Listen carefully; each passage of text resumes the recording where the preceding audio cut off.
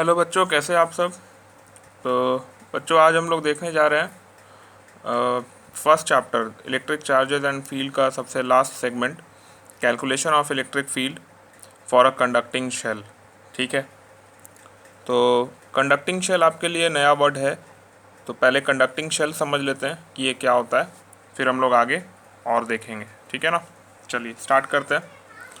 तो conducting shell क्या होता है, व्हाट इज़ कंडक्टिंग शेल।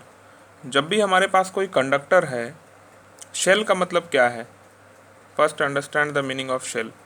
तो शेल में हम कुछ ऐसा शेप समझ सकते हैं जो सब तरफ से क्लोज है। ठीक है, और अगर हम स्फीयर का बात करें तो इसका एग्जांपल के तौर पे आप एक फुटबॉल समझ सकते हैं, कोई बॉल समझ सकते हैं। ठीक है ना, तो वो उसको हम शेल बोल रहे हैं। ठीक है, मान लीजिए कि ये एक शेल है और इसमें हम कुछ चार्जेस यहाँ पे दे दिए।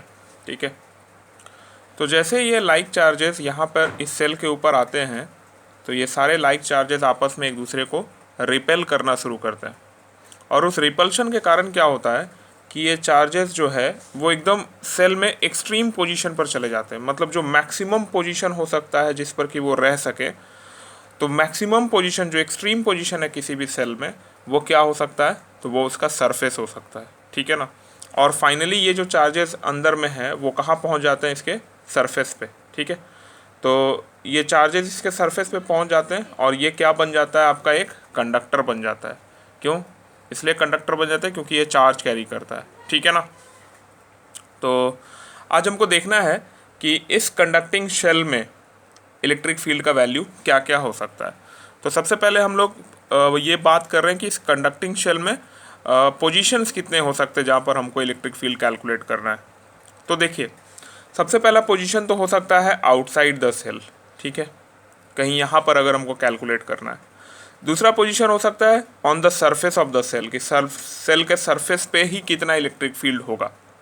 और तीसरा कंडीशन हो सकता है कि सेल के अंदर कितना इलेक्ट्रिक फील्ड होगा, इनसाइड द सेल कितना होगा। ठीक है ना, तो ये तीनों कंडीशंस हम लोग देखेंगे एक एक करके। तो सबसे पहले जो हम लोग कंडीशन देखने जा रहे हैं that is outside the shell. Outside the shell, shell के आउटसाइड में कितना है। तो मान लेते हैं कि यहाँ पर एक पॉइंट P है जो सेल के बाहर में लाई कर रहा है। ठीक है, और अगर हमें सेल के आउटसाइड निकालना है इलेक्ट्रिक फील्ड, तो हम लोग कैसे जा रहे हैं, बाय यूजिंग गॉस लॉ। ठीक है ना, तो गॉस लॉ का पहला पॉइंट क्या है कि आपको एक सिमेट्रिकल गॉसियन सरफेस बनाना है। ठीक है, अब देखिए ये है तो स्फेयर। ठीक है ना, it is from all the side, ये क्या है, एक स्फेयर है। और स्फेयर का सबसे सिमेट्रिकल सरफेस क्या हो सकता है, तो स्फेयर का सबसे सिमेट्रिकल सरफेस भी स्फेयर ही होगा। ठीक है, तो हम लोग यहाँ पर इस पॉइंट से इधर भी ऐसे करके एक स्फेयर ड्रॉ कर रहा है लाइक दिस। ठीक है ना, so we are drawing a sphere, और इस स्फेयर का जो रेडियस है उस रेडियस को हम r मान लेते हैं। Let this be radius be r। तो इसका जो छोटा वाला जो सेल है इसका रेडियस हमने कैपिटल R से रिप्रेजेंट किया है और इसका रेडियस स्मॉल r से रिप्रेजेंट किया है। ठीक है, तो ये हमारा पहला पॉइंट हो गया। दूसरा उसी में क्या था कि इलेक्ट्रिक फील्ड और एरिया वेक्टर के बीच का एंगल पता करना है। तो अगर आप यहाँ पर देखेंगे, अगर मान लीजिए ये एक चार्ज है तो यहाँ से फील्ड इस तरीके से आ रहा होगा। ठीक है, बाहर की ओर, और एरिया वेक्टर भी क्या है, ये है एरिया वेक्टर का मतलब डायरेक्शन क्या होगा एरिया का, वो भी परपेंडिकुलर होगा। तो फील्ड और एरिया वेक्टर के बीच में एंगल कितना बन रहा है, एंगल बन रहा है 0 degree, theta is equals to 0 degree.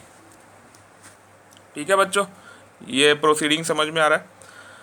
अब दूसरा पॉइंट पे आते हैं। दूसरा पॉइंट क्या है, calculation of close integral of E dot D S. ठीक है ना, तो ई डॉट डी एस का कैलकुलेशन हम कैसे करते हैं, तो इसको हम लिख सकते हैं close integral of E D S cos theta. ठीक है, तो इसमें अगर थीटा का वैल्यू आप 0 पुट करोगे तो कॉस 0 कितना हो जाएगा, 1। तो ये क्या बचेगा, close integral of E D S. ठीक है ना, और यहाँ से अगर ई को हम बाहर ले लें, चूँकि ये कांस्टेंट है, तो close integral of surface area होगा, ds का क्लोज इंटीग्रल s हो जाएगा, और s क्या रिप्रेजेंट कर रहा है, पूरे का सरफेस एरिया। और इसका सरफेस एरिया कितना है बच्चों, सरफेस एरिया है 4 पाई r स्क्वायर। ठीक है, ये r कौन सा है, तो हम इसका हमेशा ही गॉसियन सरफेस का सरफेस एरिया मेज़र कर रहे हैं, इसलिए हमने छोटा r लिखा है वहाँ पे, ठीक है ना, तो आप कंफ्यूज नहीं होइएगा। तो यहाँ तक हम पहुँच गए। नेक्स्ट चीज़ है determination of net charge enclosed. तो नेट चार्ज कितना है, तो अगर आप ध्यान से देखिएगा तो ये जो शेल है, पूरे शेल पे चार्ज का डिस्ट्रीब्यूशन है, पूरे सेल के ऊपर चार्ज का डिस्ट्रीब्यूशन। तो पूरे सेल के ऊपर चार्ज का डिस्ट्रीब्यूशन है, यानी पूरे सेल के एरिया पे चार्ज डिस्ट्रीब्यूटेड है। तो ये किस तरीके से चार्ज डिस्ट्रीब्यूशन है, ये बिल्कुल एरियल चार्ज डिस्ट्रीब्यूशन है, ठीक है। और एरियल चार्ज डिस्ट्रीब्यूशन हम लोग पढ़ चुके हैं। एरियल चार्ज डिस्ट्रीब्यूशन में चार्ज को हम लोग सिग्मा से रिप्रेजेंट करते हैं फॉर अ यूनिट एरिया। तो पूरे एरिया पे क्या हो जाएगा, पूरे एरिया पर चार्ज डिस्ट्रीब्यूशन सिग्मा इंटू ए हो जाएगा। तो हम नेट चार्ज क्या लिख सकते हैं, नेट चार्ज हम लिख सकते हैं सिग्मा इंटू ए, ठीक है। अगर आपको ये नहीं समझ में आया कि ये कहाँ से लिखे हैं, तो आप मेरा पिछले सारे वीडियोस देख सकते हैं जिसमें हमने चार्ज डिस्ट्रीब्यूशंस के बारे में बात किया है, ठीक है। तो okay, now the fourth point is application of Gauss law.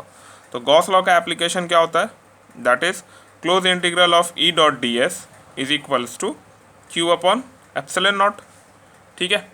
और close integral of E dot D S का वैल्यू हम निकाल चुके हैं, और वो कितना है, ई इंटू 4 पाई r²। क्यू क्या है, नेट चार्ज, नेट चार्ज का वैल्यू क्या है, सिग्मा इंटू ए, ठीक है ना। अब यहाँ पर ए कौन सा ए है, ए तो सिग्मा इंटू ए तो हम इसका बात कर रहे हैं ना, जिसके ऊपर चार्ज है, ठीक है। तो इसका एरिया कितना होगा, 4 पाई r², कैपिटल R। समझ पा रहे हैं आप, हमने गॉस लॉ का एरिया ये लिया था और जिसके ऊपर चार्ज डिस्ट्रीब्यूशन है उसका ये एरिया लिया था, इसलिए हमने 4 पाई r² लिखा है, जो कैपिटल R², जो इसका रेडियस है छोटे वाले का, ठीक है, डिवाइडेड बाय एप्सिलॉन नॉट, ठीक है ना। तो अब यहाँ से E का वैल्यू क्या हो जाएगा, जब इसको आप क्रॉस मल्टीप्लाई करोगे तो 4 पाई कैंसिल आउट हो जाएगा, और ये क्या बचेगा, sigma r² upon epsilon not r²। क्या ये बचेगा, जी बिल्कुल यही बचेगा। तो अगर हम लोग इसको थोड़ा सा थोड़ा सिंप्लीफाई करने का प्रयास करें, तो यहाँ पर देखिए, अगर सिग्मा इंटू 4 पाई r² ये होता तो इसको हम Q के बराबर लिख सकते थे, यही तो है नेट चार्ज आपका, ठीक है ना। सिग्मा इंटू 4 पाई r² होता तो Q के बराबर लिख सकते थे, है ना। लेकिन यहाँ पर 4 पाई तो मिसिंग है, तो अगर हम इसको 4 पाई से इंटू करें तो हमें नीचे 4 पाई से डिवाइड भी करना होगा, ठीक है।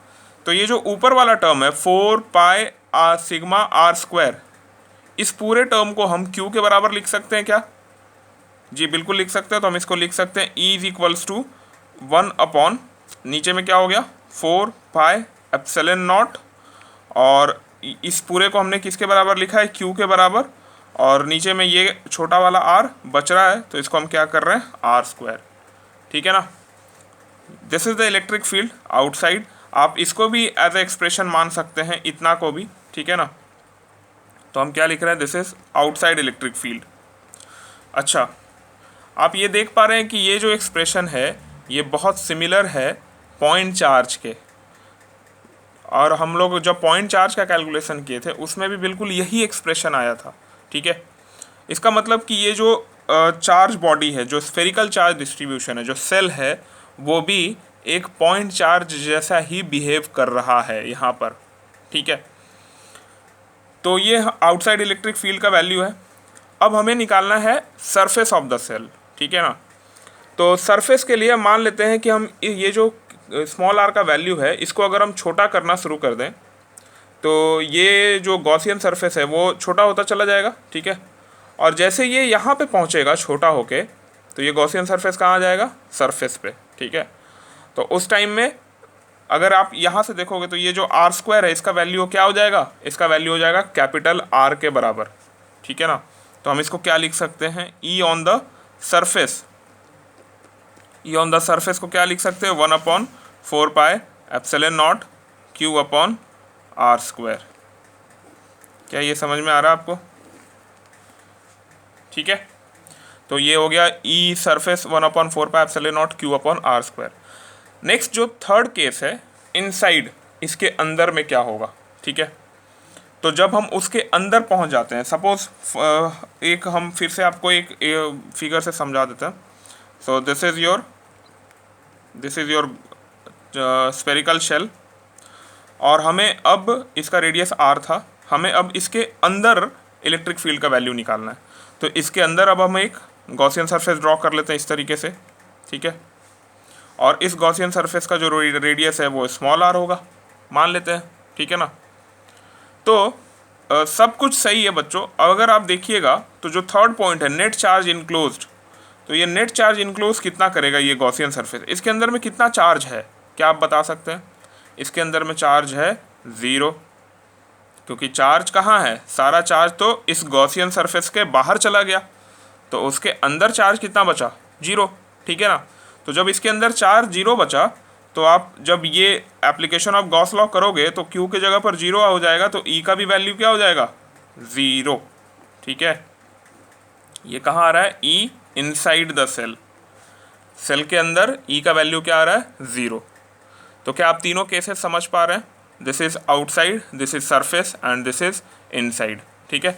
आउटसाइड का वैल्यू आप केवल इसको भी मान सकते हैं, लेकिन यहाँ पर आपको 2 रेडियस लेना होगा, और यहाँ पर सिंगल रेडियस में काम चल जाएगा अगर हमको Q का वैल्यू पता है तो, ठीक है। तो आपको एक चीज़ और याद रखना है कि inside the shell electric field का वैल्यू 0 होता है, और इनसाइड द सेल चार्ज का भी वैल्यू 0 होता है।